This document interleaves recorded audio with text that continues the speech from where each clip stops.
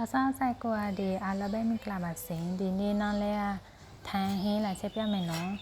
ထိုင်အပူဖာကြိုက်တဲ့ဟင်းတစ်မျိုးပေါ့နော်ဝဲယူထဲမယ်နော်ဝဲယူထဲပြီးလို့ရှိရင်စားနည်းနည်းထဲမယ်နော်စားနည်းနည်းထဲမယ်ပြီးတော့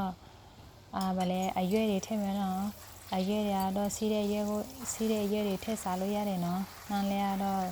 ကော်ဖီထုံးနဲ့အရွက်စဲနှစ်ခုပဲထဲမယ်နော်ကော်ဖီထုံးရင်ကြော်မယ်နော်ကော်ဖီထုံးကြော်နည်းကြော်မွေ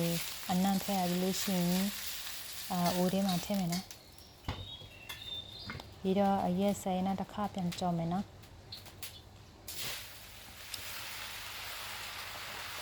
မကြော်ရင်လည်းရတယ်နော်အိုးထဲမှာတစ်ခါတည်းထည့်လိုက်ရတယ်နော်နောက်လဲတော့အနံ့ထည့်အောင်နည်းနည်းကြော်လိုက်မယ်ပေါ့နော်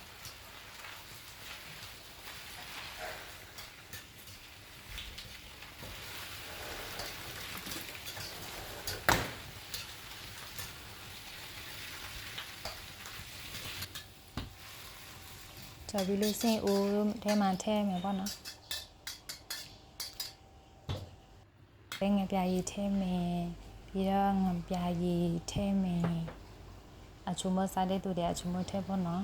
စားတကြားစားတဲ့သူတွေတကြားထဲပေါ့နော်ဒီလောက်နဲ့ဆိုရင်စားလို့ရပြီနော်ဒီဟင်းကတော့ထိုင်းလူခေါ်ဖတ်တွန်းချချိုင်နော်ပမာလူဘလူခေါ်လည်းနော်လည်းမသိဘူးနော်ဒါပေမဲ့ကရင်လူဆိုရင်တော့တောက်ချစ်တူနေကရင်လူခေါ်တောက်ချစ်တူနော်ထိုင်းလူခေါ်ဖတ်တွန်းချချိုင်နော်အရွယ်တွေကတော့ကြိုက်တဲ့ဟာကြိုက်တဲ့လူထည့်လို့ရတယ်နော်နားလဲကတော့နမျိုးပဲထည့်တယ်ပေါ့နော်အဖိုးဖွားလေးဆိုရင်ရန်ကြိုက်တဲ့ဟင်းတစ်မျိုးပါရှင်